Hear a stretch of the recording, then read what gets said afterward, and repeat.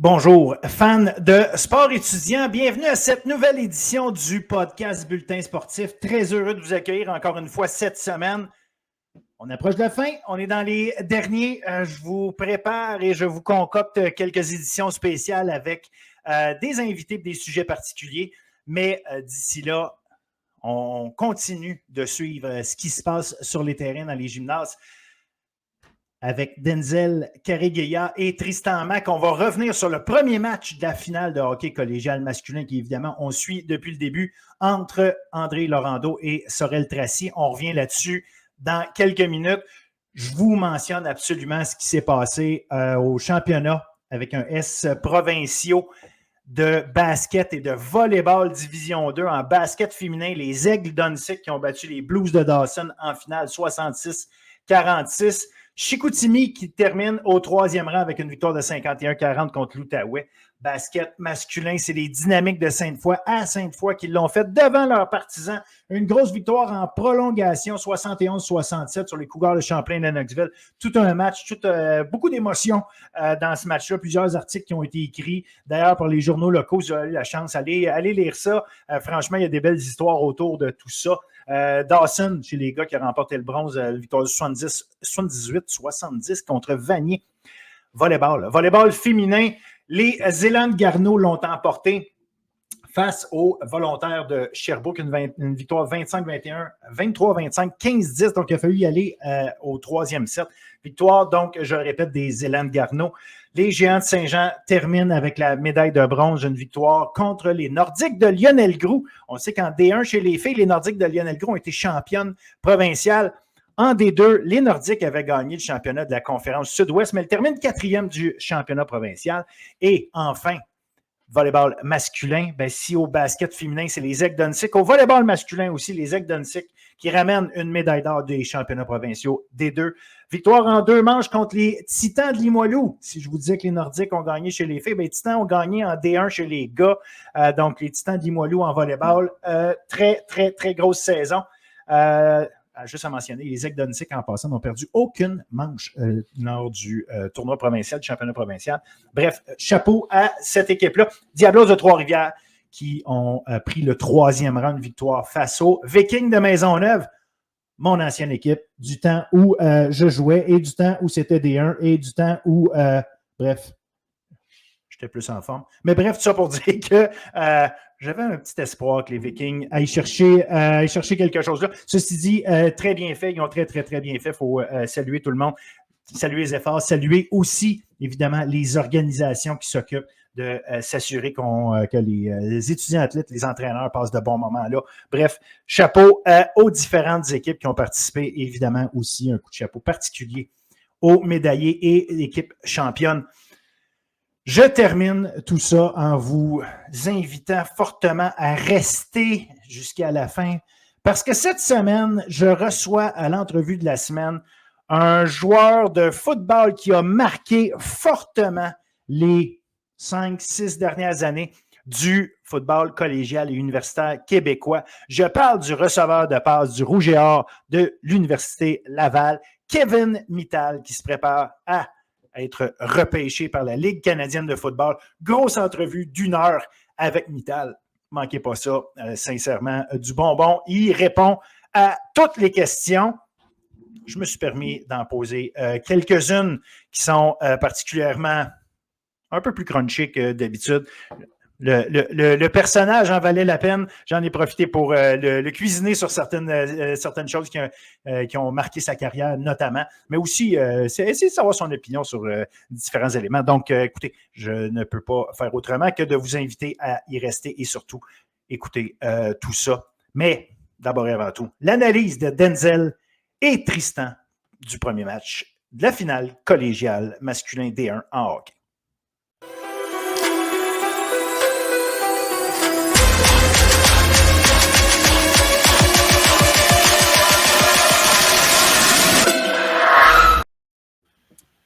Alors, hockey masculin, on a amorcé la grande finale entre le Boomerang d'André Laurando et les Rebelles de Sorel Tracy.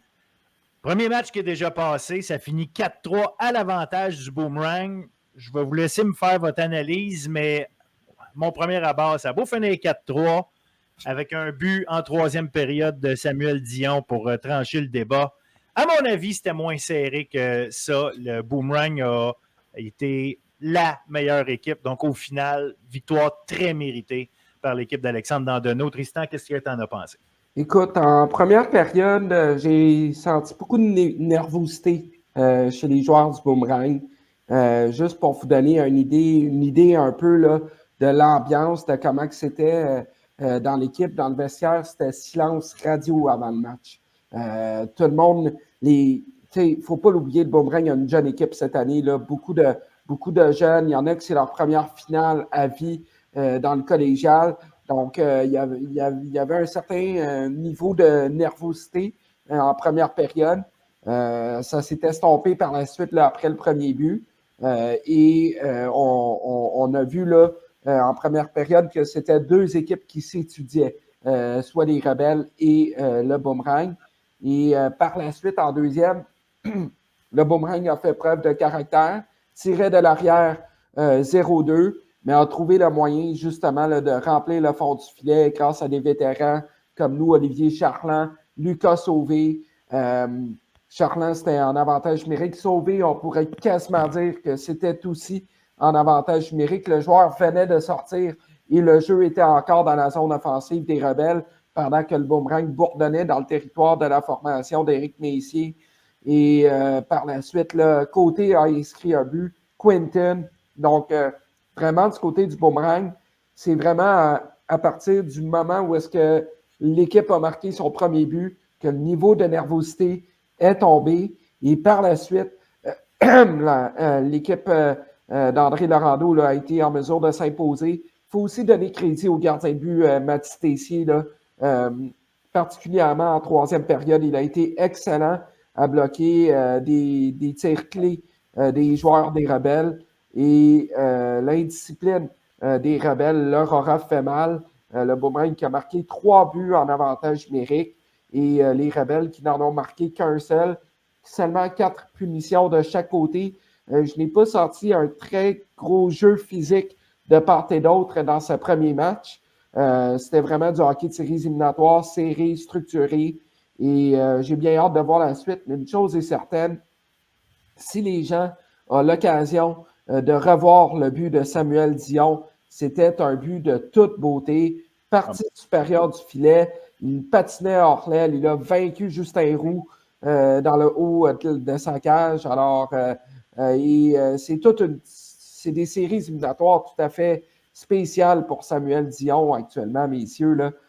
S'il y avait un trophée Conn Smythe dans la Ligue de hockey collégial, on pourrait facilement lui remettre le titre. 11 points en 10 matchs, 9 buts depuis le début des séries. C'est sans rien enlever aux autres joueurs qui participent en série. Là. Ils font tout un travail. Je pense notamment à Pilon et Marcotte, qui sont ses compagnons de trio, qui jouent très bien. Les défenseurs aussi. Mais Samuel Dion, depuis le début des séries, là, absolument fantastique. Marque des buts à des moments clés. Et il joue de brillante façon depuis le début des séries éliminatoires. Ah, clairement, clairement. Denzel, comment tu as vu ça? De mon côté, je pense que Tristan et moi, on en avait parlé. On savait que les unités spéciales allaient être vraiment importantes. Puis, lorsqu'on regarde le portrait avec le fait que Samuel Kimmerly et Paul Slivka étaient absents pour l'avantage numérique du Boomerang, j'avais hâte de voir qui allait se lever pour prendre en charge l'attaque massive d'Alexandre Dandonneau. Il faut dire qu'on a eu un avantage numérique très tôt dans la partie, en à peine 2 minutes suite à l'infraction qui a été donnée aux Rebelles. On a vu un peu de jeu brouillon, mais je ne sais pas qu'est-ce qui s'est dit durant la première entracte, parce qu'en deuxième période, tout a semblé rentrer en ordre. On a vu des joueurs qui ont été en mesure de bien se trouver sur la patinoire, puis il faut dire que le Boomerang a quand même un taux d'efficacité qui frôle le 40%. On parle de 39,13% d'efficacité depuis le début des séries éliminatoires. C'est quand même exceptionnel quand on y pense que le Boomerang est toujours en mesure, peu importe l'adversaire, de trouver la manière de marquer les buts.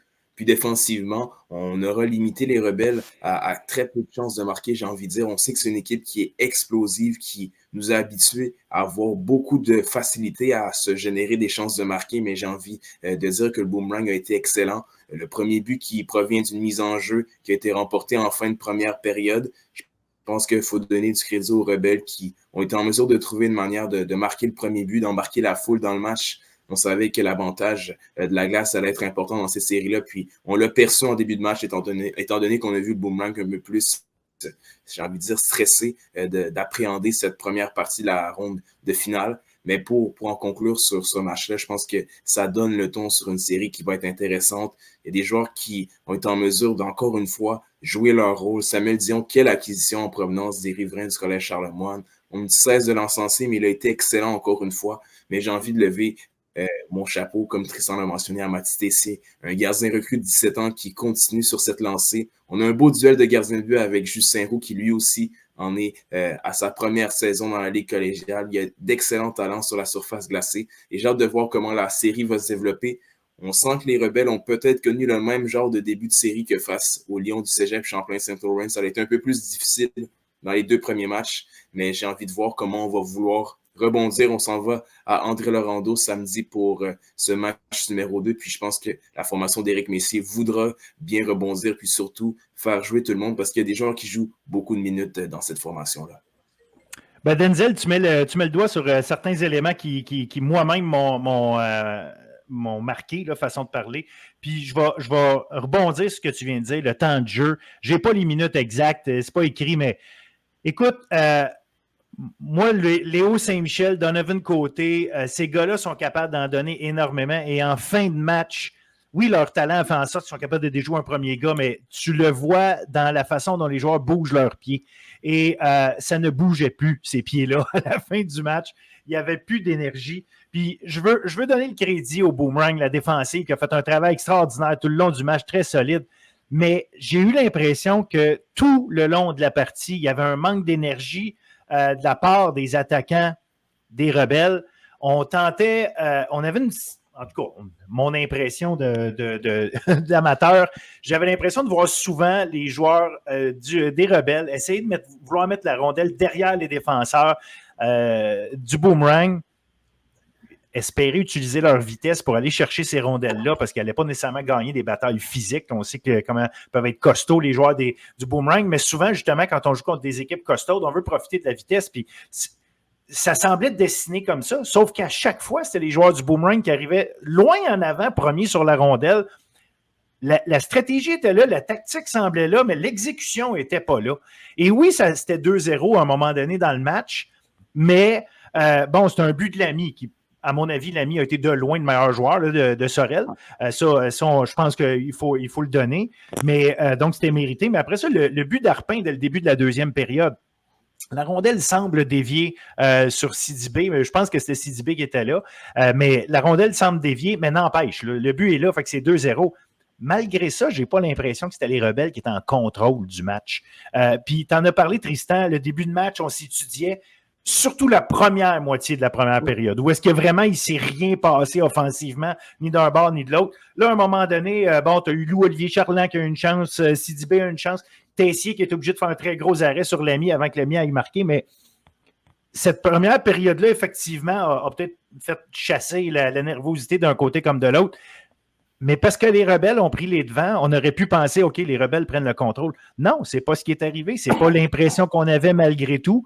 Et parce que les joueurs du Boomerang ont continué de travailler, ont continué d'être plus structurés dans leur jeu. J'avais l'impression de voir, OK, on joue de telle manière, puis on arrive à le faire, puis on reste malgré tout assez calme. J'avais pas l'impression qu'il y avait une perte de contrôle, en tout cas au niveau émotif. On reste calme, on reste dans notre jeu. Puis quand Charlin est allé marquer le but, un avantage numérique, qui d'ailleurs, Charlin a joué quel match, quelle bougie d'allumage, hein? Ouais. Mais quand il est allé marquer son but, là, j'ai eu l'impression, OK, le Boomerang est correct, puis elle va pouvoir continuer à jouer.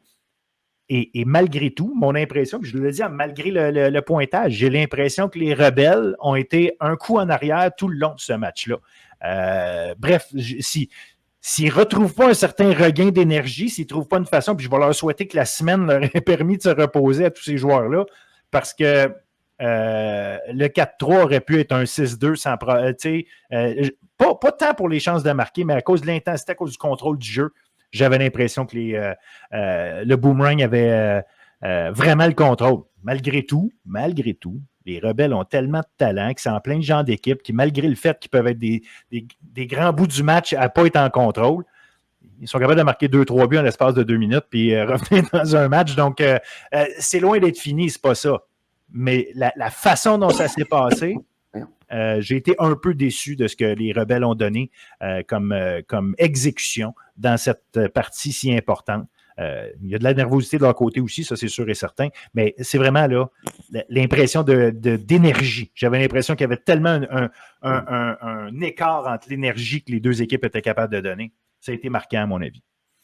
Certainement. Je ne sais pas si on traîne une certaine fatigue de la série précédente, étant donné que quand même tout s'enchaîne très vite, mais il faut dire que vraiment le niveau d'énergie, puis surtout le niveau d'engagement du côté de Sorel était peut-être un cran un peu plus bas de ce qu'on a été habitué depuis le début de la saison. Il reste qu'on va avoir la semaine, comme tu l'as mentionné, de bien se préparer, de surtout se reposer, puis de retrouver cet esprit-là, de vouloir vaincre le Boomerang. C'est une rivalité, une rivalité naturelle entre ces deux formations-là. Puis j'ai hâte de voir comment le tout va se développer. Il faut dire qu'on a eu une excellente chance en début de match. Je ne sais pas si Léo Saint-Michel est en mesure de marquer en échappé en désavantage numérique. Ça leur aurait permis aux Rebelles de vraiment mieux entamer cette partie-là. Mais reste que la série va encore se jouer sur plusieurs matchs. On vient de perdre la première partie, mais la bataille n'est pas perdue. Oh, loin de là. Il ne faut pas oublier non plus du côté des Rebelles qu'il manque Hugo Vézina-Fusé à l'appel. Et c'est une lourde perte pour les Rebelles parce que c'est un élément fort important à l'attaque pour l'équipe d'Éric Messier. Ça débalance un peu son top 6, étant donné que Donovan Côté et Prebzel se retrouvent avec Léo Saint-Michel et tu as l'ami qui se retrouve là, si je ne me trompe pas, avec Arsenault Roland et Lahaye ou un autre joueur, là, peu importe. Donc, ça débalance un peu. Du côté du Boomerang, on sait que la formation d'Alexandre Andonneau n'a perdu qu'une seule fois à domicile depuis le début des séries. Et c'était le match 3 contre les Dragons du Collège La Flèche. Alors, c'est une forteresse, le Centre Gadebois pour le Boomerang. Et une chose est certaine, la formation d'Alexandre Andonneau voudra plaire à ses partisans. Oui, en effet, comme Tristan, tu dis, le Centre Gadebois va être un lieu qui va être difficile là, pour les Rebelles parce que après cette première victoire-là, il y a une intensité, veut pas, qui va remonter. La chance d'aller mettre ça 2-0, d'acculer rapidement au pied du mur les Rebelles, je pense que ça va créer aussi de l'émotion, probablement même dès le début du match. Puis une équipe qui carbure à l'émotion comme ça, une équipe qui est capable justement de s'imposer physiquement comme le Boomerang, bien, si l'énergie est positive, évidemment, comme toujours, il faut la contrôler, mais si cette énergie-là positive permet de créer un rythme dès le début, ça peut être très avantageux. Donc, oui, ça va être à suivre. Ça va être à suivre cet aspect-là. Puis tu sais, il ne faut pas l'oublier non plus. Et je sais que je reviens souvent sur les détails de l'amphithéâtre, mais c'est tellement la réalité, là. Puis les joueurs, ils vont vous le dire. Colisée Cardin, magnifique amphithéâtre en passant, là. 3000 sièges.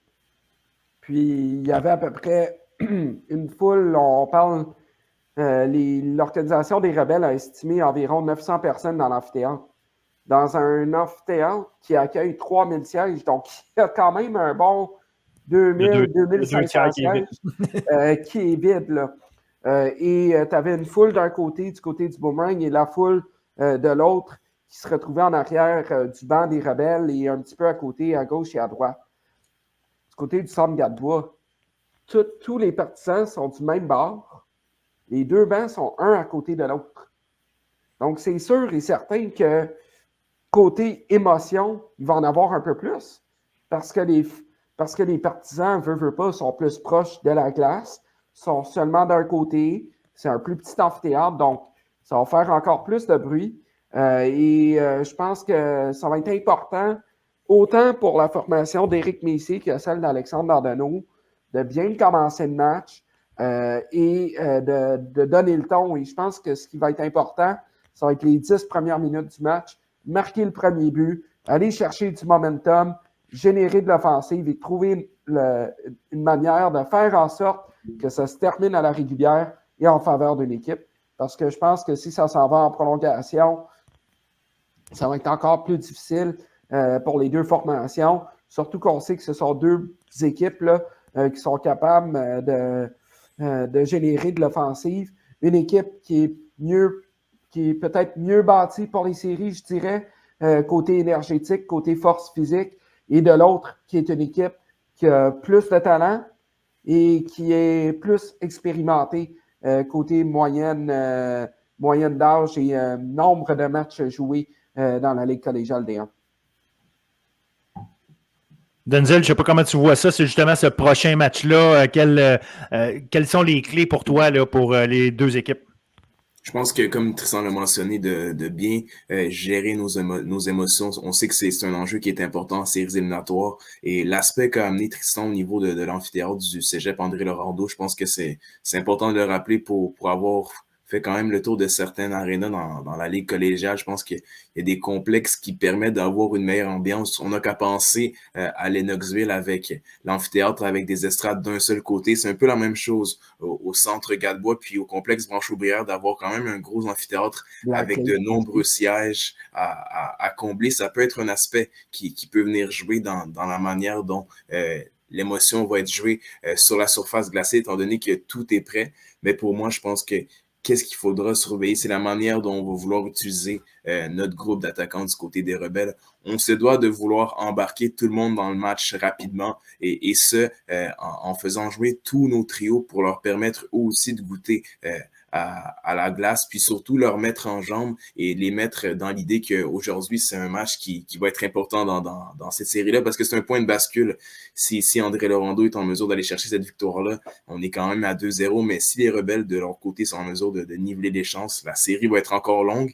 Donc, c'est un match point de bascule et je m'attends à une grosse performance des joueurs important dans ces deux équipes-là. Un joueur comme Samuel Dion voudra continuer sur sa lancée. Un joueur comme Léo Saint-Michel voudra lui aussi faire parler son talent face au Boomerang. Je pense que ça va être un match très important et j'ai hâte de voir la manière dont le tout va se dérouler parce que je sais que l'ambiance va être incroyable au Centre Gadebois. Puis, tu sais, on parle aussi de Loup-Olivier Charland. On sait que Charland s'était blessé dans les séries précédentes, là. Et c'est un élément fort important. Et Loup-Olivier, lorsqu'il est en pleine confiance, est en contrôle de ses moyens, il peut faire la différence dans un match. Et la force du Boomerang, c'est l'équilibre au niveau de l'offensive. Autant le quatrième trio peut aller chercher des possessions de rondelles, générer un bon échec avant pour s'imposer offensivement, pour faire en sorte qu'après ça, le premier trio ou les autres unités soient en mesure de produire à l'attaque. Et on parle aussi d'un niveau d'engagement qui est élevé. Et les Rebelles se devront d'être en mesure d'élever leur niveau de jeu et leur niveau d'engagement. On l'a fait contre les Lions du Cégep Champlain Saint-Laurent. Beaucoup de tirs bloqués, les genoux au sol pour bloquer des rondelles, des lignes de passe et tout ça. Les Rebelles se devront d'être dans la mesure de jouer dans l'identité rebelle de Sorel Tracy, c'est-à-dire une équipe qui est fatigante à affronter, une équipe qui joue bien défensivement et qui a un niveau d'engagement élevé. Ça va être ça l'important du côté de la formation sarelloise. Non, je suis d'accord avec toi, Tristan. Si les Rebelles veulent gagner un championnat, ils doivent accoter le niveau d'engagement du Boomerang parce que c'est pas... on dit engagement, des fois, c'est difficile à mesurer, surtout de loin parce qu'on n'est pas dans le vestiaire nécessairement. L'engagement, des fois, est là, mais l'énergie ne l'est pas. Fait que c'est pas... fait que je veux pas me mettre dans la tête de ces joueurs-là, mais en fait, d'exécution, ce qu'on a vu, on avait l'impression que le niveau n'était pas le même. Donc, il va falloir égaler ça si on veut se donner une chance. Moi, j'aimerais finir en parlant d'un gars qu'on a à peu près jamais mentionné cette année. C'est Ibrahim Sidibé. J'ai trouvé son match tellement impressionnant, pas au sens où justement les chances de marquer à l'infini et tout, mais quel joueur efficace qui a réussi à faire des jeux vraiment importants, puis en désavantage numérique, son apport est essentiel, mais non seulement ça, des moments clés où il jouait avec Charland et Francoeur. et qui permettent des choses qui arrivent à faire, qui permettent à Charlin Francoeur d'avoir de la place sur la patinoire. C'est un costaud, ça. C'est un 6 pieds 5, 220 livres. Et c'est un gars, comme je dis, dont on parle très peu parce que les chiffres ne sont pas à côté. Son nom n'est pas souvent sur la feuille de pointage. Mais franchement, en tout cas, j'ai vraiment beaucoup apprécié son match en fin de semaine passée. Et c'est un joueur qui est très athlétique aussi. Pour un gabarit de 6 pieds 5, 220 livres, là, ce qu'on appelle des armoires à glace pour des petits gars de 5 pieds 5 qui n'ont pas le choix de lever leur menton pour leur parler. Tu sais, Ibrahim, il patine très bien en plus pour un gars de son gabarit physique. Et on n'en voit pas souvent des joueurs qui ont un bon patin et qui s'imposent autant physiquement. Quand Ibrahim Sidibé se met à frapper comme un train, je peux vous confirmer que les joueurs adverses n'aiment pas ça et ils savent qu'ils ont perdu la rondelle le long de la rampe, justement parce que Ibrahim est efficace pour gagner ces rondelles-là, pour générer de l'espace.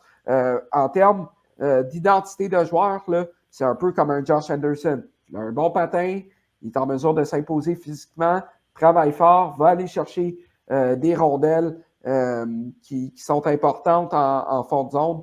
Alors, tu fais très bien de le mentionner, justement, Ibrahim Sidibé. Il ne faut pas oublier non plus, du côté des Rebelles, un joueur comme Rémi Couture qui a des minutes et des minutes et des minutes de hockey, match après match, qui affronte les meilleurs joueurs adverses, qui trouve le moyen de bien défendre son territoire.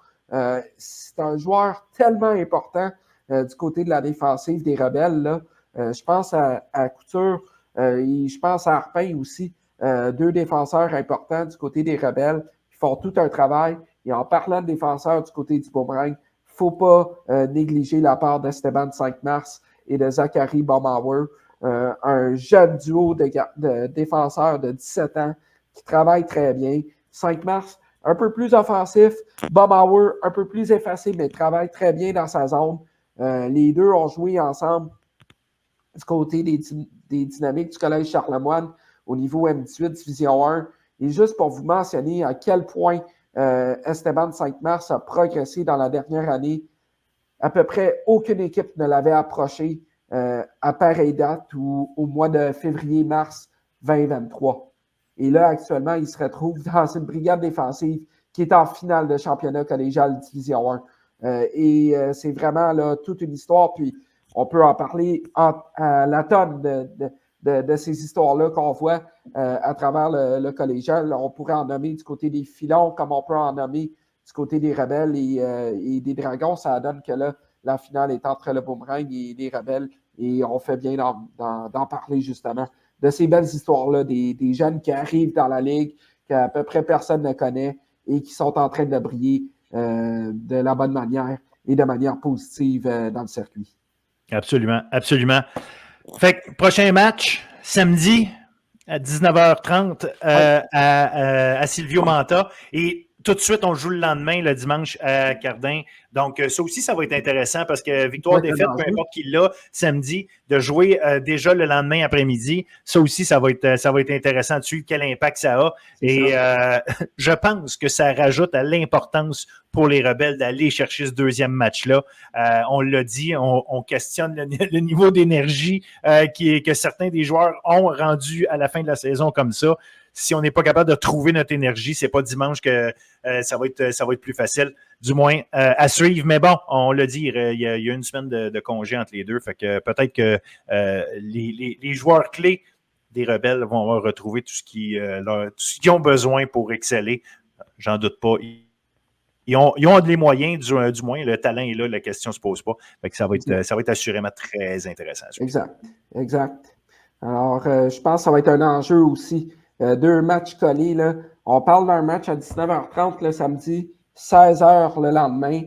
C'est même pas 24 heures entre les deux. Donc, le niveau de récupération, d'hydratation et tout ça, ça va être des éléments clés là, pour les deux équipes. Alors, bien hâte de suivre le tout, messieurs. et à ne pas négliger le retour de Paul Slivka dans la formation du Boomerang. Je pense que ça va venir donner un gros coup de main au Boomerang dans ce programme double à venir. Je pense que ça va être un joueur qui pourrait lui aussi faire la différence, un joueur qui joue beaucoup de minutes dans la brigade défensive d'Alexandre Dandenault. Est-ce qu'on sait si Samuel Kimmerly sera de la partie? On ne sait pas encore. On va le voir s'il est sur la glace. Tandis que Hugo Vézina-Fusé du côté de Sorel, là, je pense que ça semble être assez sérieux son cas. Là, fait que je serais surpris qu'on le retrouve. On n'ira pas dans les détails. Disons-le comme ça. Non, mais c'est correct, puis c'est pas le point. De toute façon, personnellement, je ne suis pas au courant des détails. Je sais juste que ceux qui peuvent se poser la question, là, je pense qu'il ne faut pas s'attendre à son retour au jeu en finale, malheureusement pour lui. Donc, les gars, un gros merci. On se reparle la semaine prochaine, puis d'ici là, évidemment, bien de l'eau recoulée sous les ponts. On pourra se raconter tout ça. Merci encore, les boys.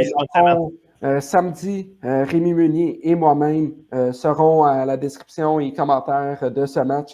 Le lendemain, nos collègues Guillaume Larivière et Richard Farley du côté de Sorel. Donc, si vous voulez suivre les matchs, AL Sport TV du côté du Boomerang, et il y a évidemment la chaîne YouTube là, des Rebelles de Sorel. Exactement. Merci beaucoup de nous rappeler tout ça, Tristan. Alors, bonne semaine, les gars, puis souhaitons-nous du bon hockey. Bonne semaine, tout le monde. Bye. Bonne semaine.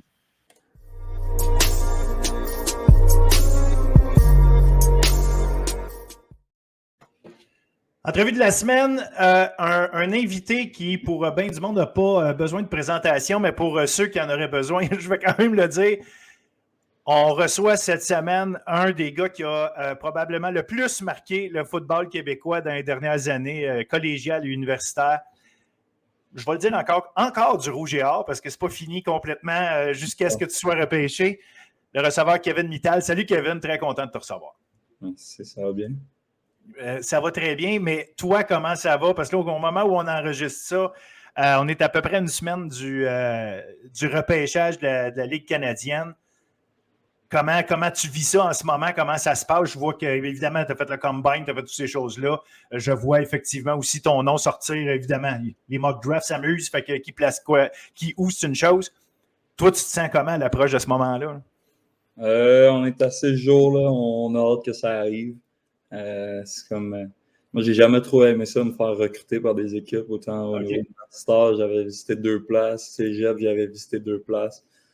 J'aime ça juste arriver avec une équipe puis faire un choix puis que ça soit fait. Mais là, j'ai plus rien à faire, fait que j'ai juste à attendre. On attend mardi prochain puis on est excité. Mais pour l'instant, ça va, on est relax. Mais le jour avant ou la journée même, on va être stressé, c'est sûr. Puis le stress, il vient-tu du fait d'être repêché le plus haut possible ou par une équipe que tu as envie d'être repêché? C'est quoi ce stress-là?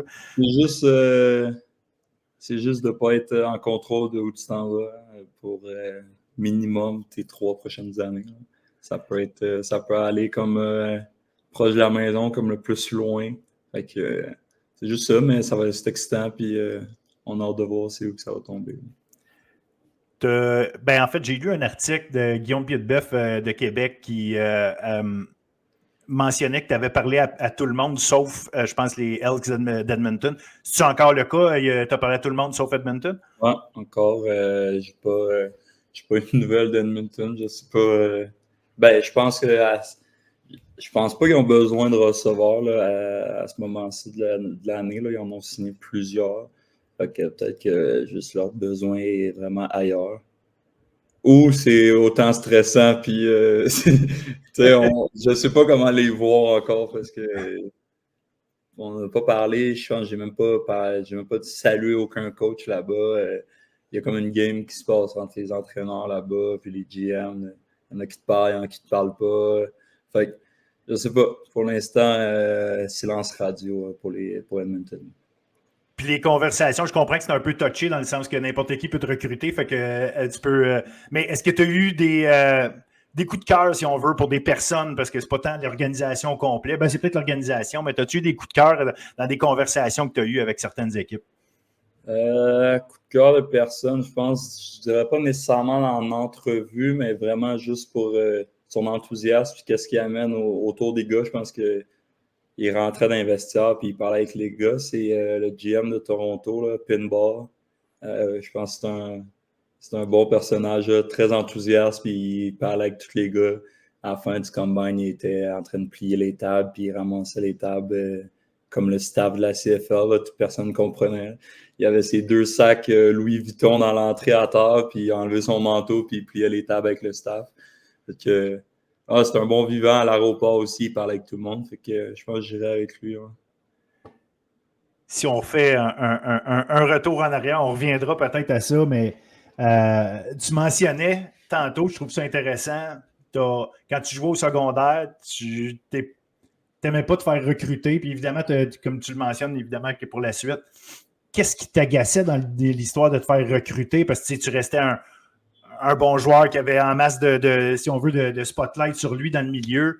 Tu n'as pas développé ton talent il y a 1 an. Là. Ça fait longtemps, je pense que tu as des bons résultats partout où tu passes. Qu'est-ce qui t'agaçait dans le recrutement? Mais je pense que mon année secondaire 4, je pense que j'ai comme été sauvé par la cloche de mon année secondaire 5. Je pense que comme le règlement a comme changé quand je suis arrivé en secondaire 5, où je suis complètement dans le champ.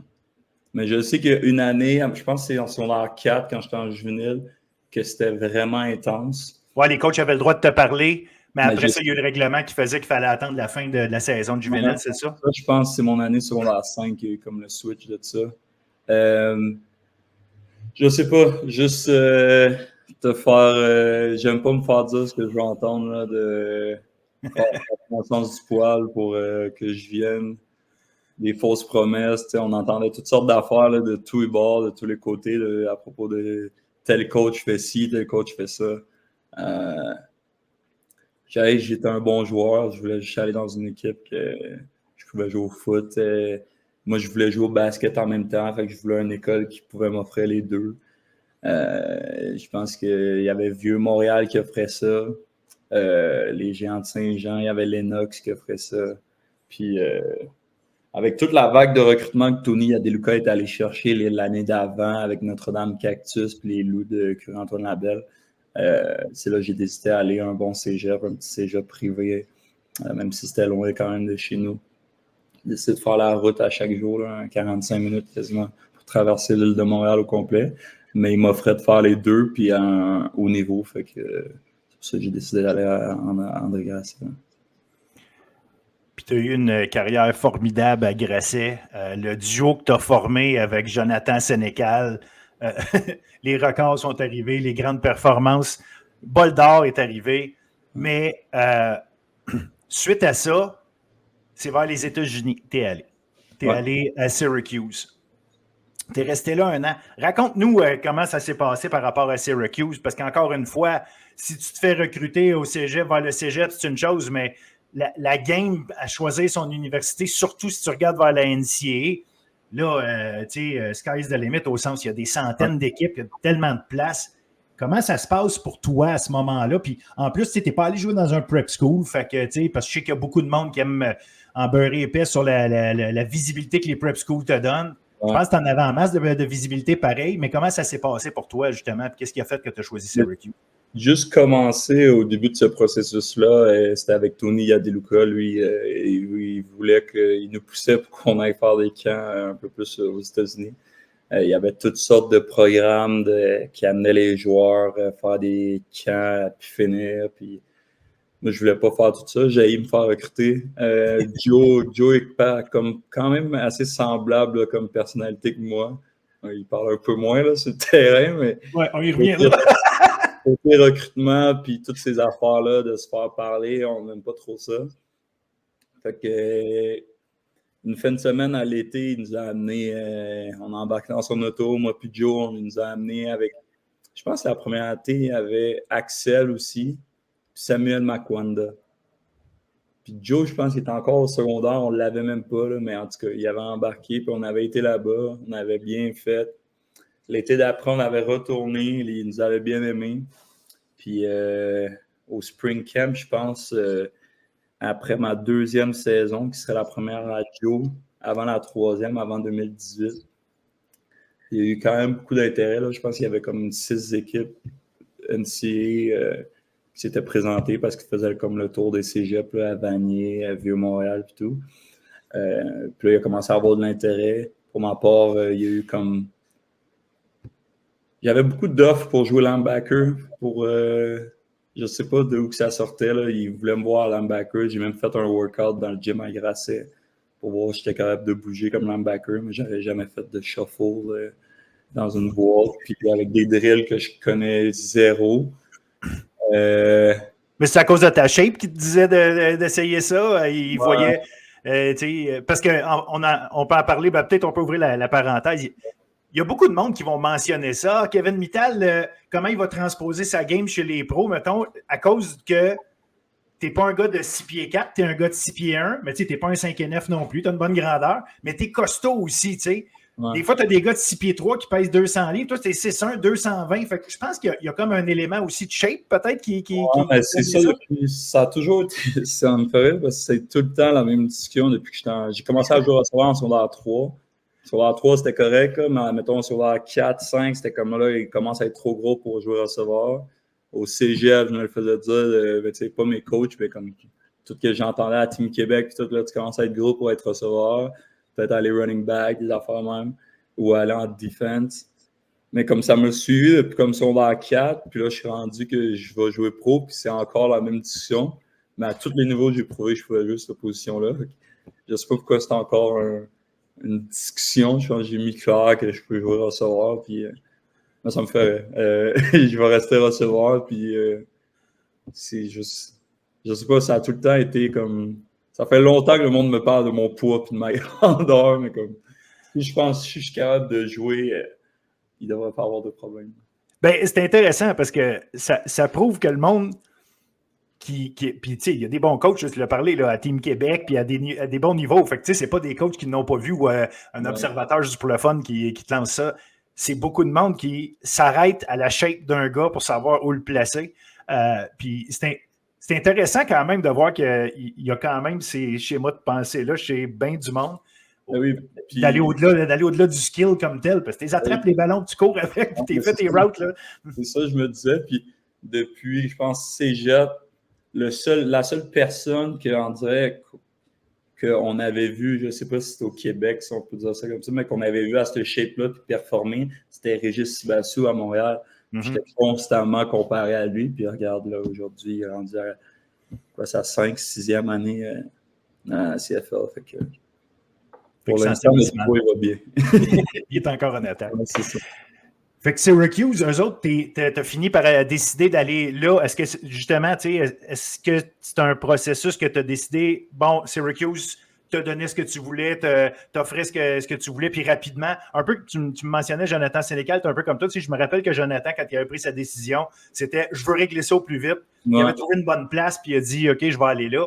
Est-ce que c'était un peu cette même approche-là? Tu n'avais pas le goût de commencer à parler aux 6 équipes, une après l'autre, puis... oui, mais... tu sais, j'ai jamais fait une official visit. Il y a plein de gars qui se promènent, ils vont faire toutes les visites, puis ils te payent tout, puis ils te montrent tout comment c'est extravagant, les installations, puis ils t'emmènent voir une game de basket. On voulait pas ça du tout. Moi, Syracuse, en fait, le penchant, c'était vraiment, il y avait des Québécois. On restait proche de la maison quand même. Tu sais, c'est de où j'habitais, sur la rive sud de Montréal, c'était vraiment un 4h15. Puis ils me laissaient en offense. Ils ne savaient pas encore ma place dans leur système offensif. Ils me voyaient comme receveur jusqu'à preuve du contraire. Mais sinon, ils me parlaient d'un peu plus de tight end, running back. Mais je restais du côté de l'offense. Fait que moi, c'est quelque chose que je voulais absolument. Puis c'est pour ça que j'ai décidé d'aller à Syracuse. Ça s'est passé comment là-bas? Parce que tu as passé un an, tu es revenu ici. Ça s'est passé comment ton expérience NCA? Ça s'est bien passé là, dans l'ensemble. Là, côté football, je pense, on dit 1 an que je suis resté, mais en vrai, je suis resté, je pense, même pas 6 mois. J'ai fait la première session d'automne, la saison de foot. Après ça, on est revenu, puis en mars, il y a eu la COVID, il y a eu le Spring Camp, fait que tout a déboulé à partir de là. Mais côté football, ça a bien été. Moi, j'étais arrivé vers la fin août, vu qu'on avait un problème de traduction de notes du cégep à NCA. Fait qu'on était vraiment avec bureau de la NCA pour me rendre éligible. J'étais arrivé peut-être une semaine avant le week 1, fait qu'on a décidé de redshirt, que c'était la meilleure décision pour pas que je perde une année complète. École, ça a bien été. Moi, c'était vraiment plus, c'était la première fois que je sortais de chez nous, je parlais zéro anglais, culture complètement différente. J'ai manqué le rookie camp au complet, fait que moi, j'étais loin dans le playbook. Je connaissais zéro les gars. Mais ouais, puis je pense que c'est à l'hiver. C'est à l'hiver, j'étais avec mon ex-copine, puis mes parents, puis j'étais je sais pas si ça va être un fit pour les 5 prochaines années là-bas.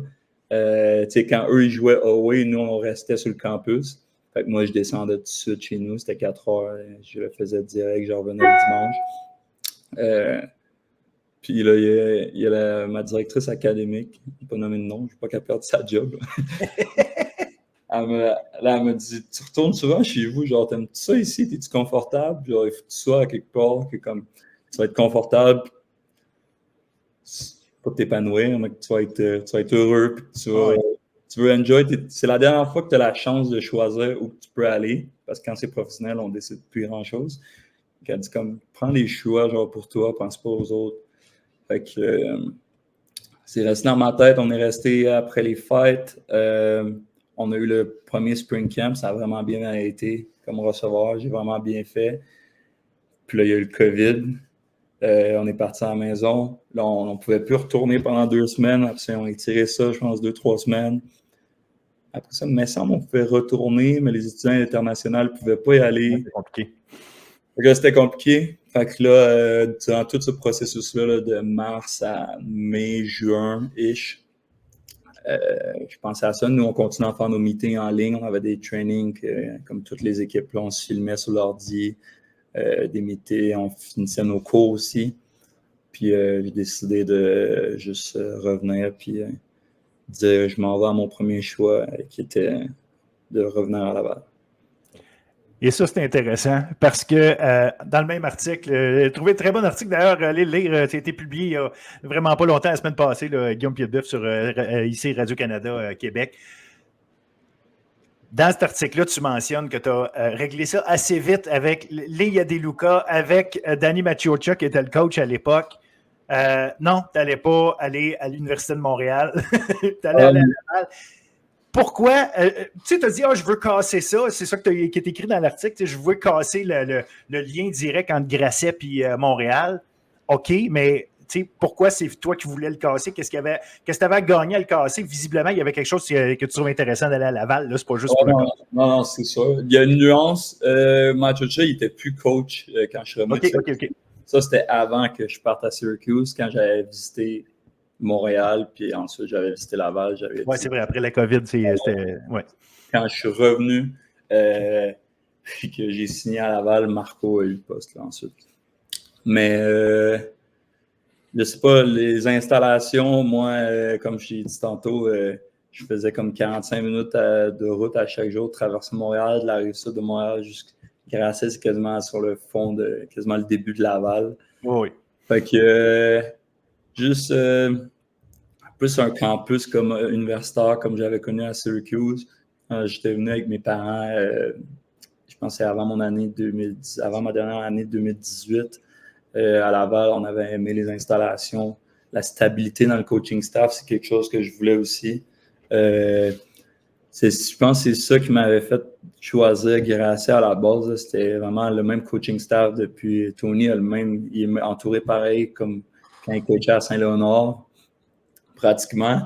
Puis stabilité dans le coaching staff, ils font ça depuis que je suis pas né encore. Fait que c'est les mêmes entraîneurs qui sont dans les mêmes bureaux, qui ont encore la même passion. On a un stade intérieur, le terrain, le fanbase à Québec, c'est rien comparé ailleurs.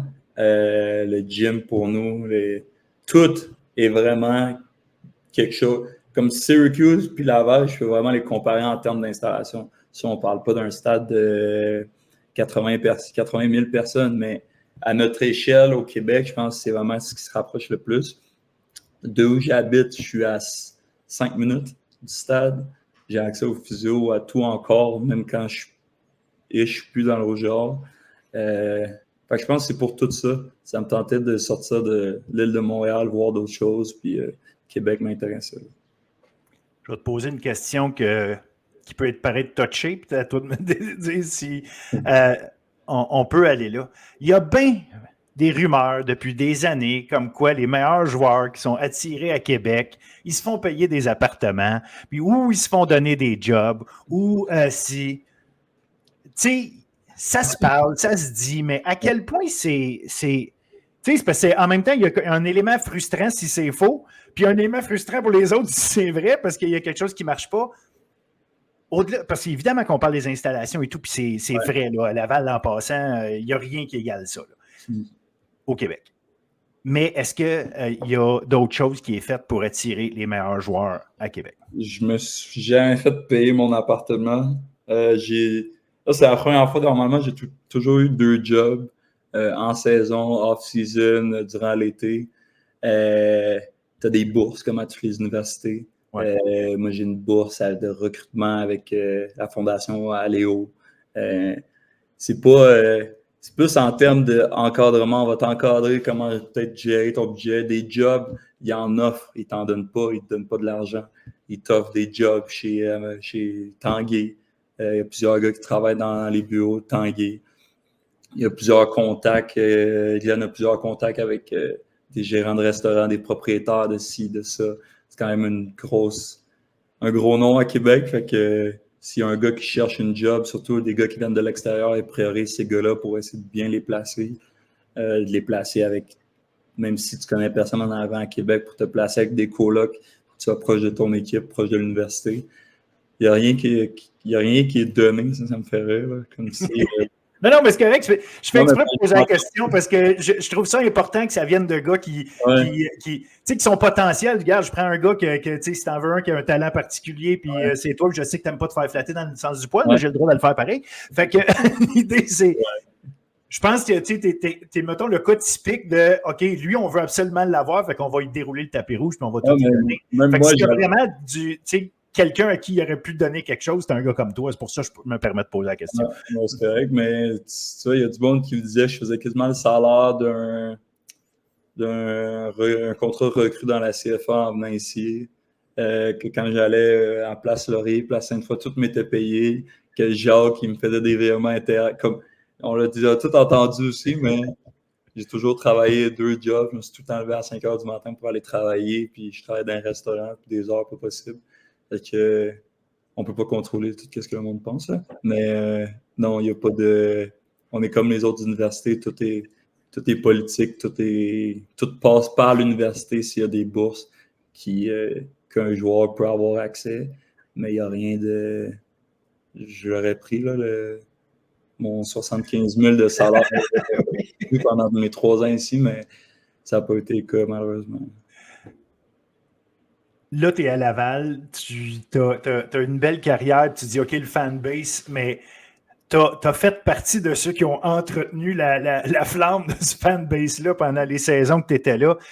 Oui, parce que tu faisais sur le terrain un catch ici, un toucher là, mais tu es un gars qui a un sens du spectacle. Tu es un gars qui... Écoute, à travers la télé, à travers vos casques, on le voit que tu parles. Est-ce que tu es le meilleur trash talker du football universitaire québécois?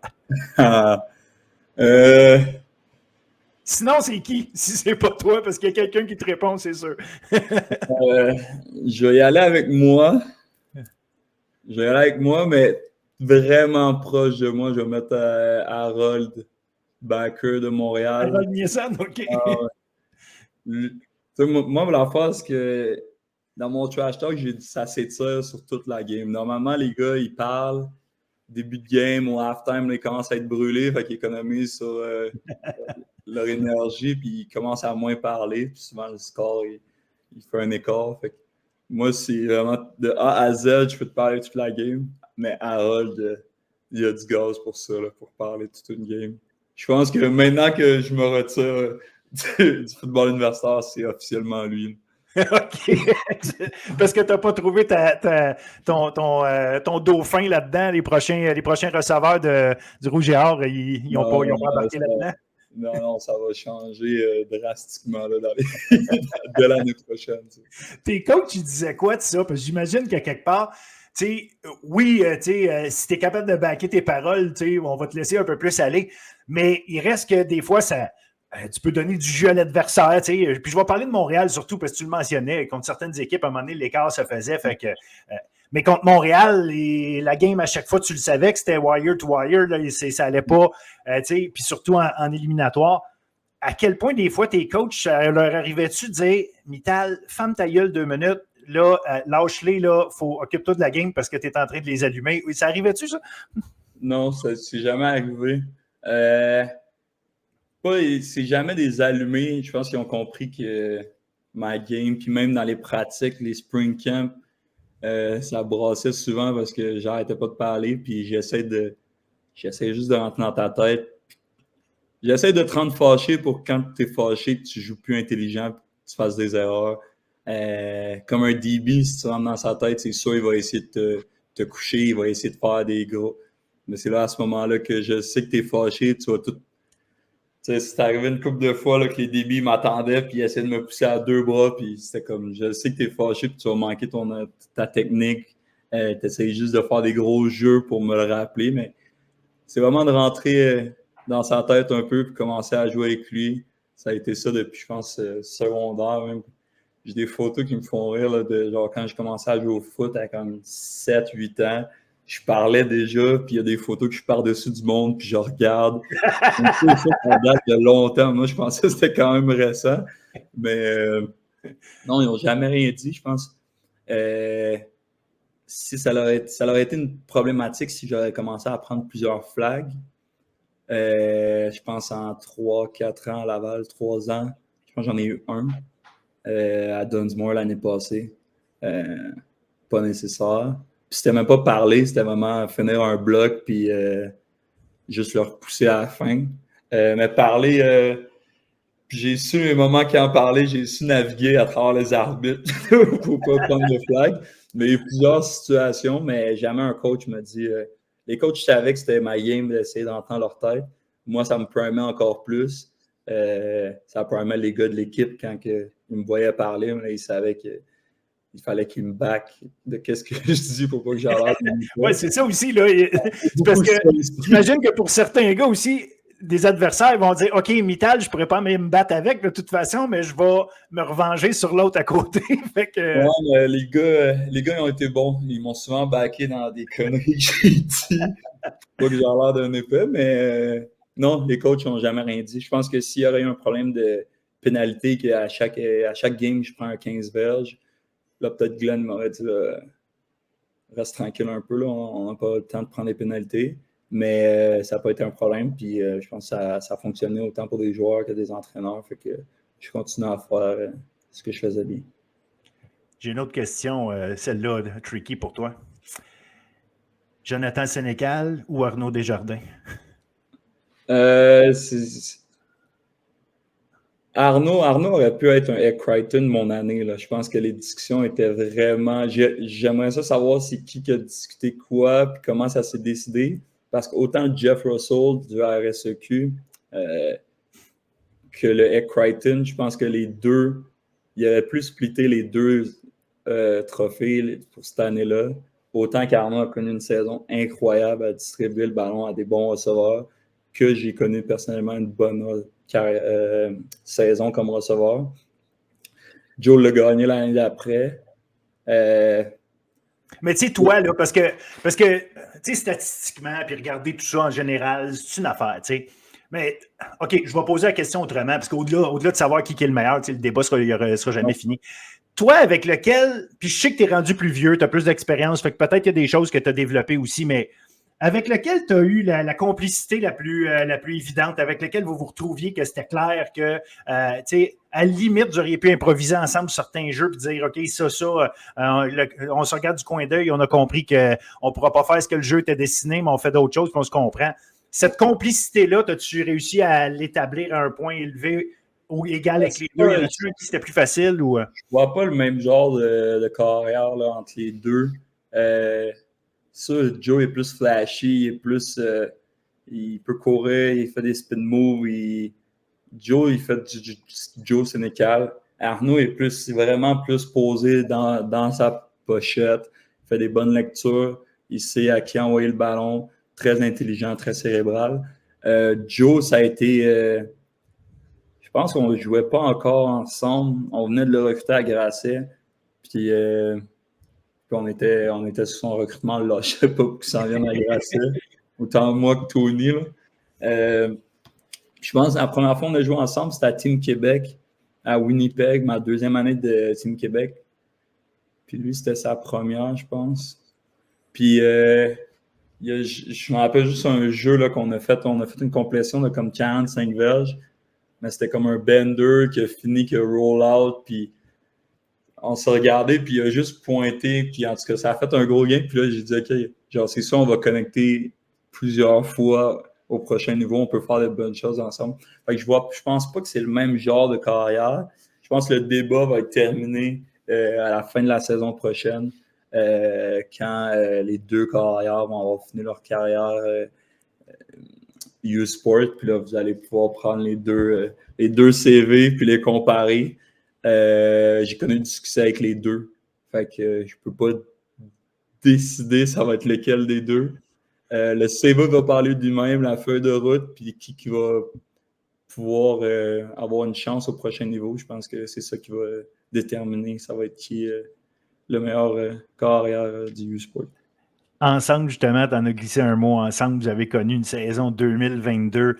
Puis ensemble, avec bien d'autres gars, là, en fait, tout le rouge et or, là, on ne commencera pas à nommer les 100 gars qui ont peut-être porté le chandail à un moment donné.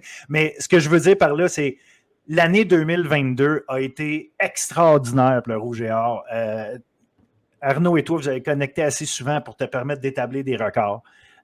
Oui, tu as gagné le Creighton puis le Russell au Québec. Puis même, je suis d'accord avec toi qu'effectivement, souvent, ça arrivait que le monde se demandait si c'est Arnaud ou c'est toi qui le méritais. Et je pense que les deux réponses auraient été bonnes. Mais en plus, vous aviez un Kalenga Muganda qui est arrivé dans la saison, qui à un moment donné a changé des choses aussi. Il est arrivé plein d'affaires.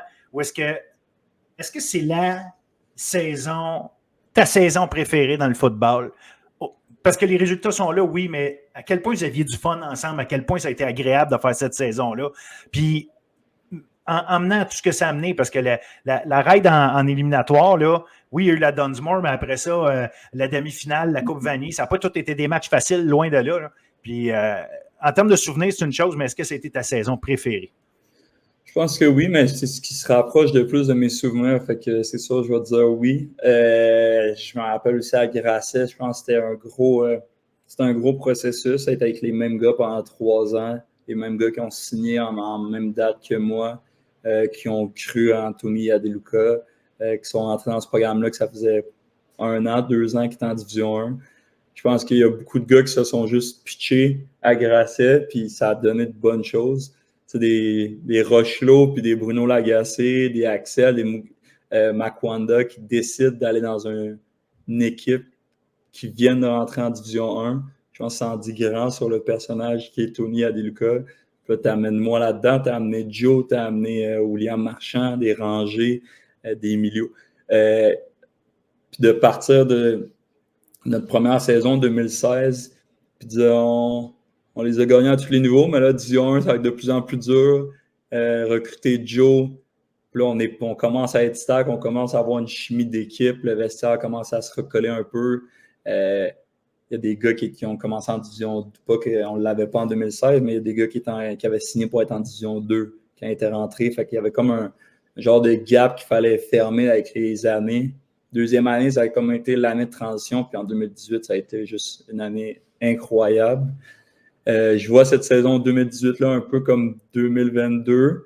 Grasset, on n'avait jamais gagné en Division 1, fait que c'est pour ça que je l'aime particulièrement. Laval sont juste habitués de gagner. Quand Laval ne gagne pas, c'est comme le monde sont surpris.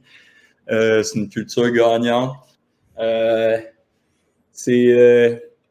C'est ça, c'est vraiment des beaux souvenirs. Moi, je pense que le plus beau souvenir, c'est le 10 jours, comme tu l'as mentionné, là, de partir d'ici, aller à Coupe Mitchell, gagner sur leur terrain, avoir avec un différentiel de 17 points au halftime, l'énergie qu'il y a eu dans le halftime, les gars de défense commencent à chanter, tout le monde se lève, sortir de là, puis personne n'était stressé, tout le monde calme.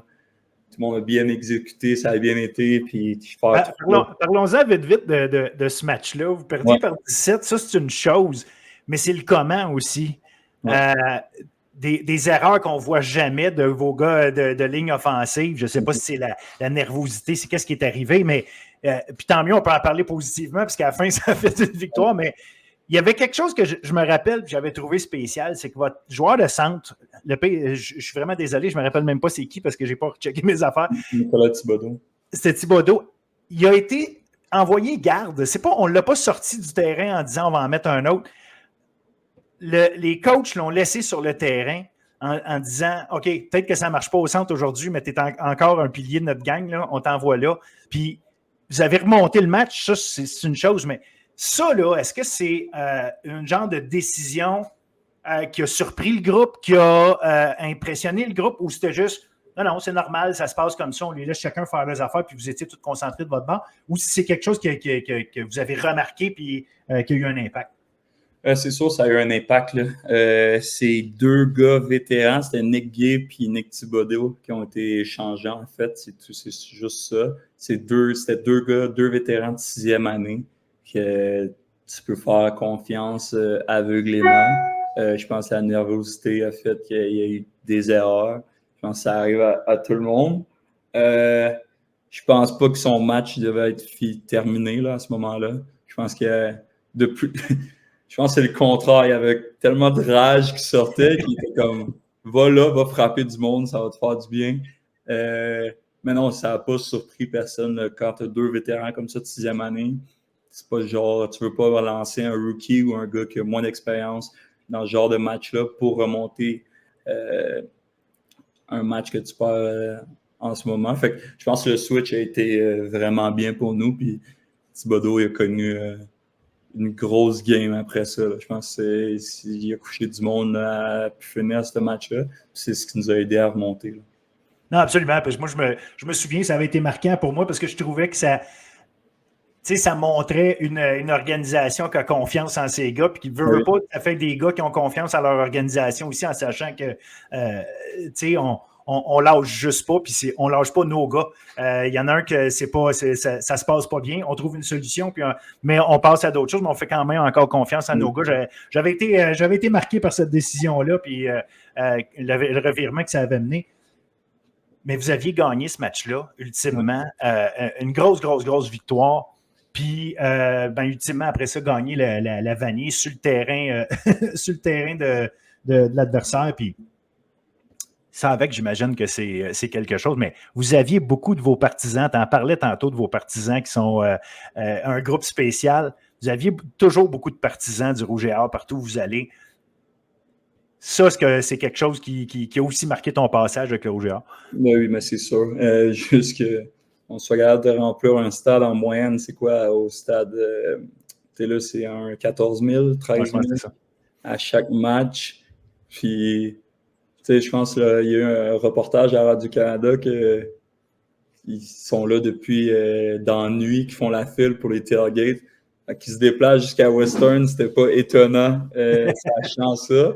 Mais c'est sûr, là, ils étaient derrière nous, puis nos familles étaient là, des amis, juste des fans du Rouge et Or qui ont débarqué là-bas. C'est incroyable là, pour un sport universitaire d'avoir autant de support. Puis même quand on est revenu directement après le match, on a pris un avion, on était atterri à un genre de petit aéroport, là.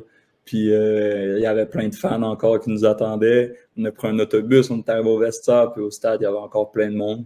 Fait que pour un sport, c'est pour ça que je dis c'est ce qui se rapproche le plus du college football. Là. C'est ce que tu pourrais voir dans la NCAA, du monde, des fans dévoués qui... C'est l'argent pareil, là, ils ont loué des autobus, ils se sont organisés, là, tout le Row Nation pour louer des autobus, se rendre là-bas, revenir.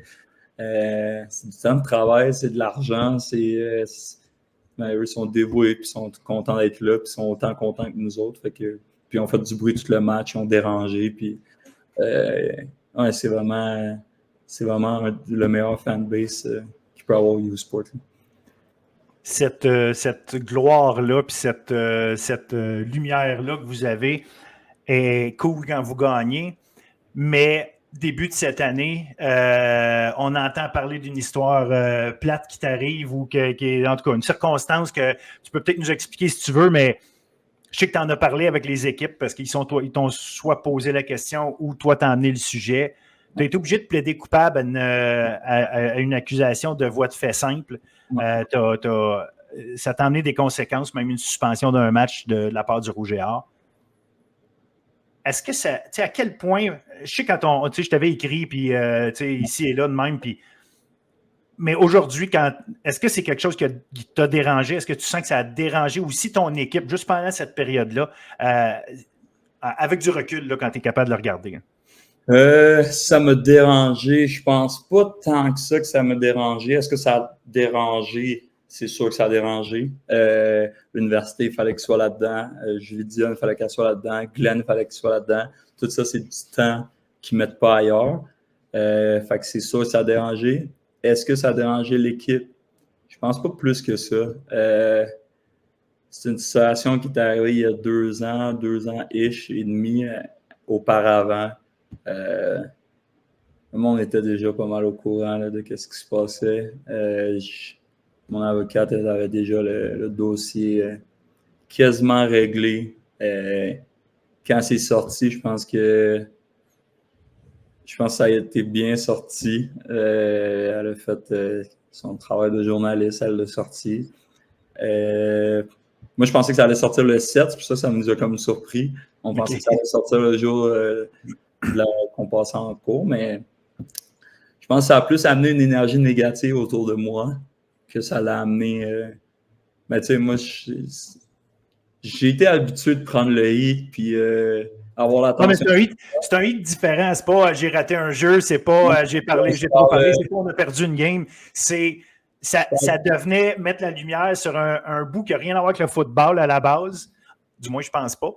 Puis, tu sais, comment je pourrais dire, on gère les affaires autrement aussi. Là, veux pas, t'as beau avoir ta personnalité, puis ça reste un cas tellement particulier. C'est pas comme si tu étais habitué de gérer que tu es devant les tribunaux, puis tu as des médias qui courent après toi pour savoir qu'est-ce que tu as à dire là-dessus. Mettons pour. Ça, c'était pas un stress pour moi. Mais je pense plus pour les autres équipes, quand on allait jouer à l'extérieur, je leur donnais du gaz. D'habitude, c'est moi qui ne se font pas attraper, fait que là, ils vont en beurrer épais. Mais c'est à ce que je m'attendais. Je pense pas que ça m'a dérangé personnellement, mais je pense définitivement que ça a mis un esprit négatif autour de moi. C'est une histoire que tu as le droit de raconter ou qu'il y a un disclosure ou en tout cas une clause de confidentialité ou quelque chose? Ou, On ne rentre pas trop en détail quand ça vient à les médias. Les détails ont tous été rencontrés de A à Z avec les équipes. La seule affaire que je peux dire, il y a beaucoup d'affaires de médias qui voulaient sortir. Je comprends les clickbait, là, qui voulaient sortir comme quoi que c'est 2 gars du Rouge et Or, puis que le Rouge et Or essaie de camoufler l'affaire, puis que le Rouge et Or a fait ci, puis ça, puis que le Rouge et Or devrait sortir, puis pas essayer de sauver son joueur vedette.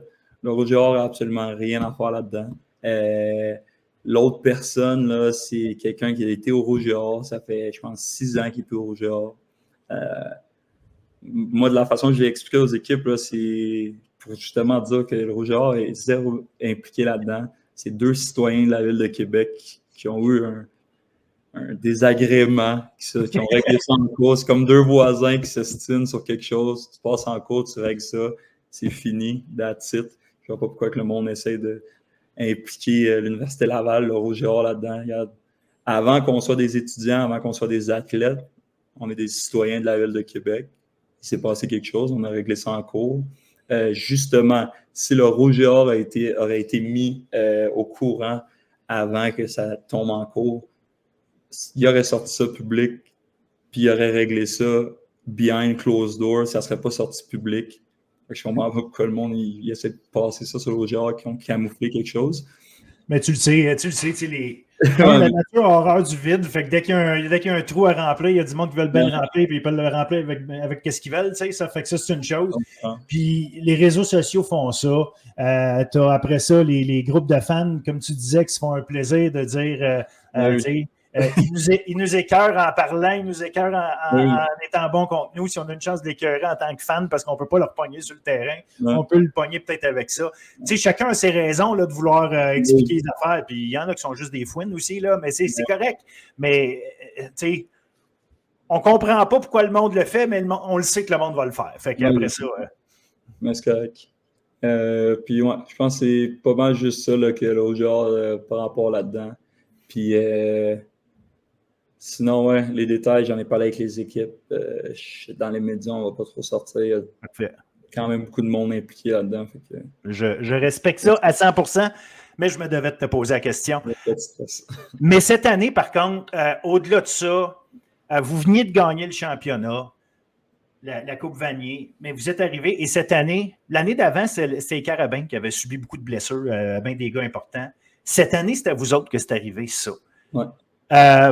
À quel point c'est frustrant. Puis là, toi, tu savais probablement que c'est ma dernière année, c'est ça. Je n'ai déjà gagné un, fait que j'ai envie d'en gagner un autre. Tu as ta gang avec toi. Puis à quel point ça, c'est frustrant pour le groupe. Tu sais, individuellement, tu as eu tes blessures à toi. Là, je t'ai vu te promener avec ton genre de petit basic que tu te mets un genou dessus. Puis, mais tu sais, ça, c'est une affaire. Mais l'autre chose, c'est ça. C'est la quantité de gars aussi qui ont subi des blessures, qui ont fait que l'équipe n'a pas pu faire former à son plein potentiel. Comment vous le viviez en dedans, ça, cette frustration-là?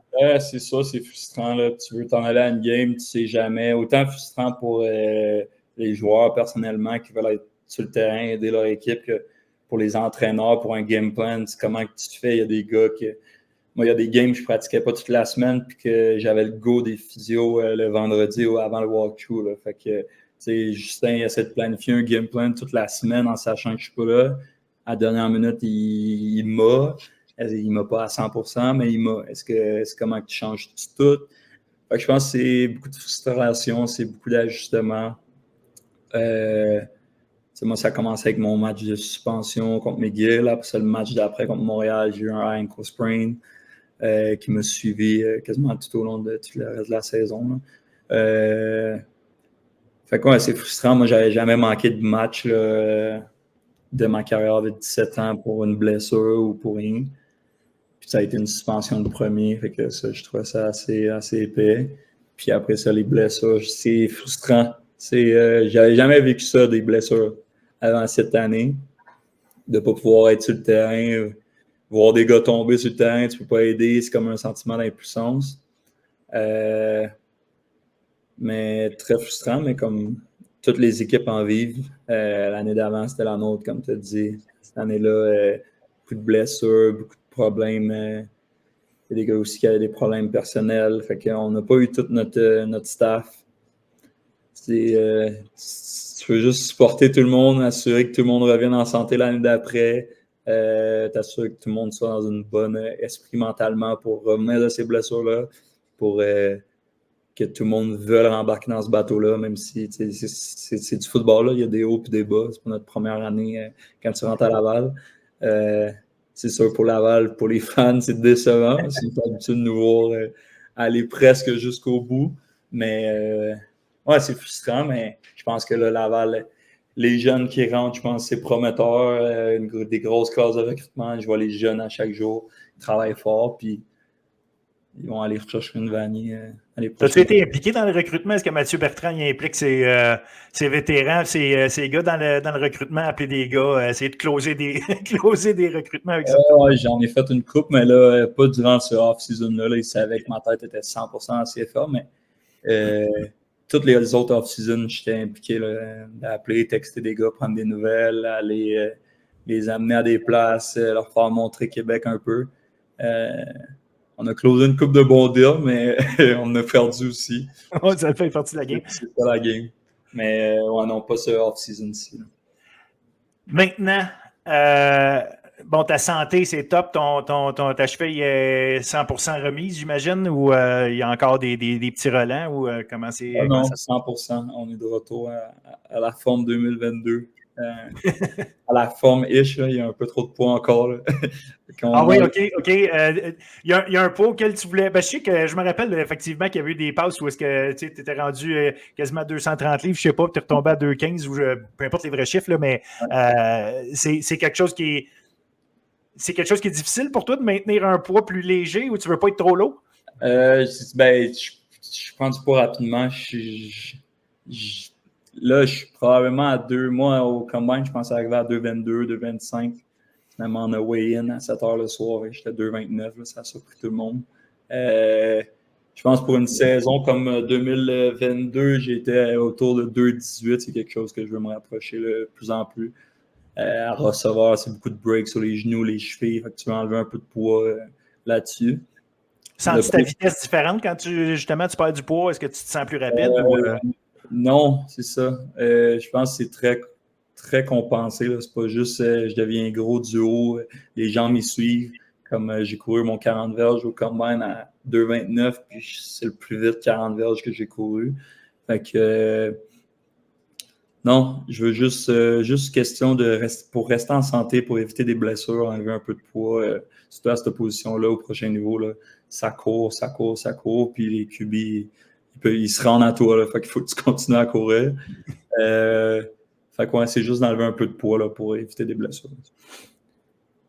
Toute ton expérience, tout ça, t'amène à aujourd'hui, justement, à l'aube d'un repêchage, à l'aube de devenir pro. Comment ça te prépare? Puis qu'est-ce que tu vas changer de ta vie d'amateur versus ta vie de professionnel?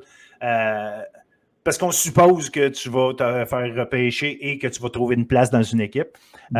Mais devenir pro, c'est stressant de dire, OK, ça devient ma job. Est-ce que puis comme je te posais comme question, est-ce qu'il y a des choses que tu penses que tu dois changer ou faire évoluer du fait de passer d'amateur à pro? C'est ça. C'est pas stressant que ça vienne une job. Je pense que c'est moins stressant. Je pense que c'est ça qui est stressant avec comme étudiant athlète, là, c'est de manager l'école, le sport, puis tes jobs à côté parce que tu payes tout ça, là, surtout pour le monde de l'extérieur, qu'on n'est plus chez nos parents. Ça devient ta job. Fait que je pense que c'est moins stressant. C'est juste ça que tu as à penser à faire du foot pendant 6 mois. Puis l'autre 6 mois, la beauté du sport de la Ligue canadienne, c'est que tu reviens à la maison, tu fais tes affaires tranquillement. Fait que je pense que ça enlève un stress au contraire. Qu'est-ce que je dois faire différemment? Je pense que c'est d'être plus consistant, de prendre le temps de récupérer, de prendre soin de son corps. Je pense que des fois, on botche des affaires parce qu'on est tanné d'être au PEPS.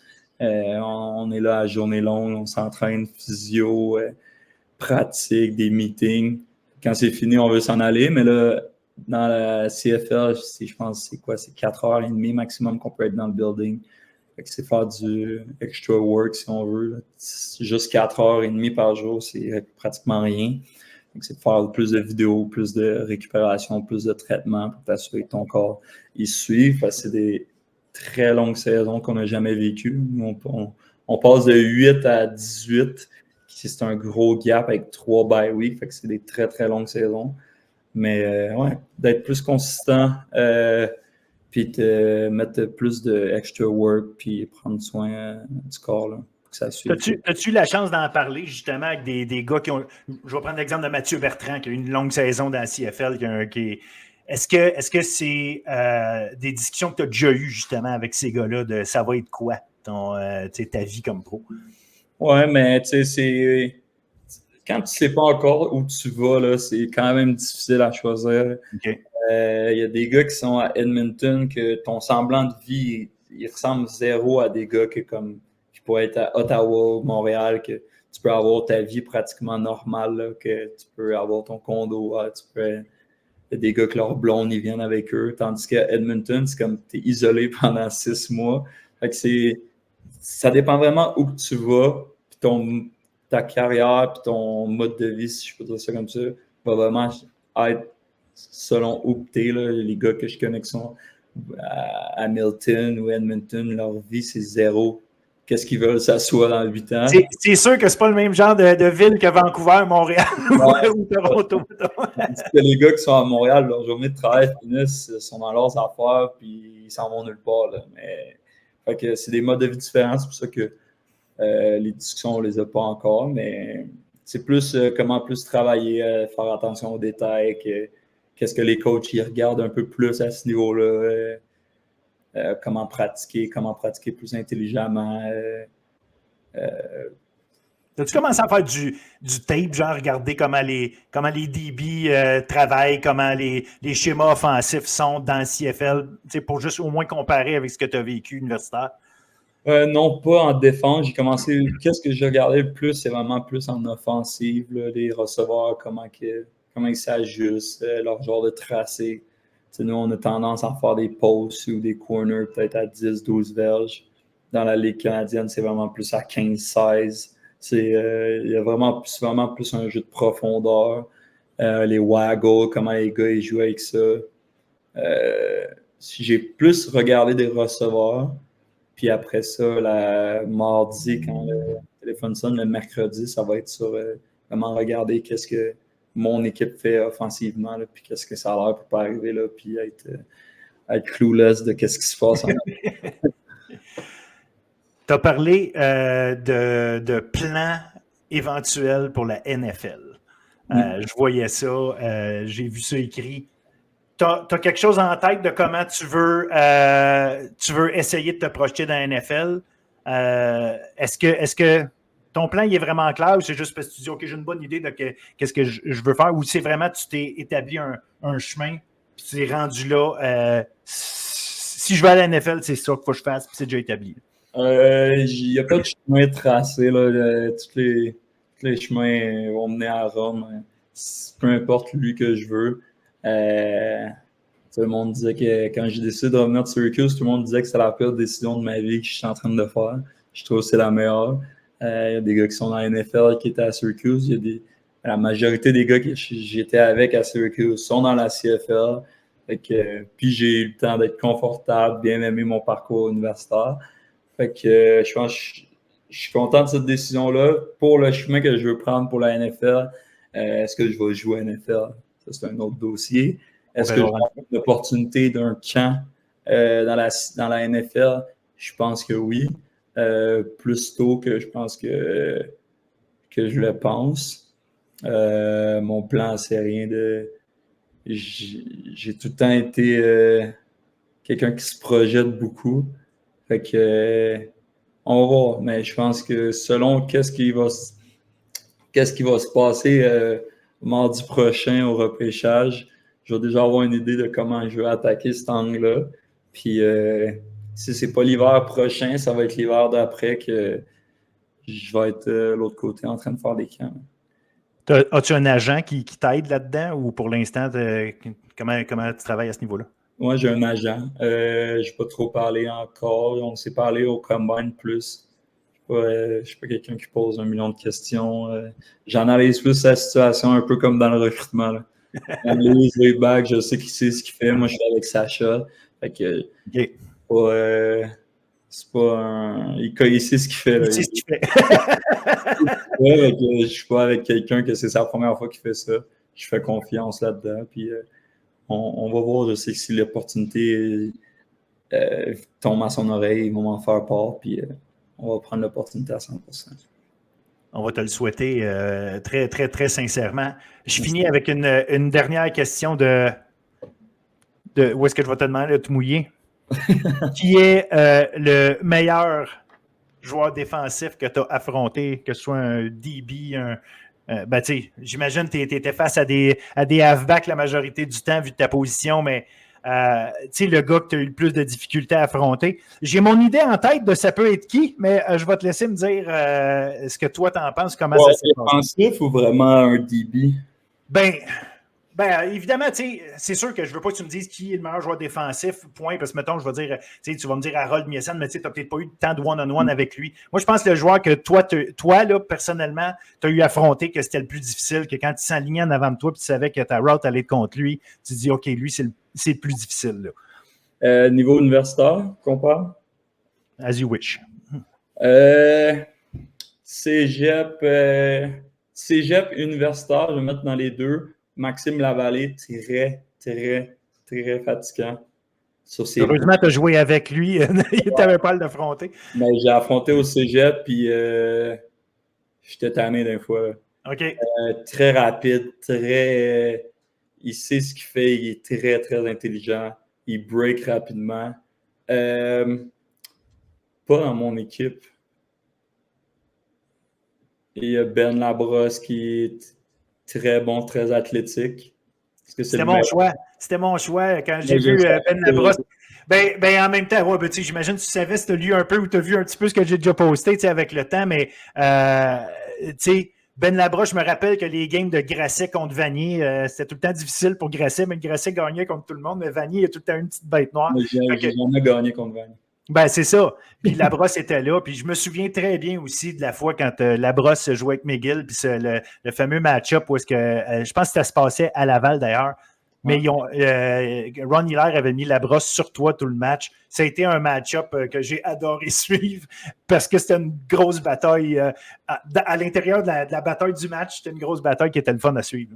Ouais, mais c'est un athlète. Ben Labrosse, on l'a vu au Combine, on l'a vu un peu à McGill. Quoi dire de comment il est athlétique, ce gars, c'est incroyable.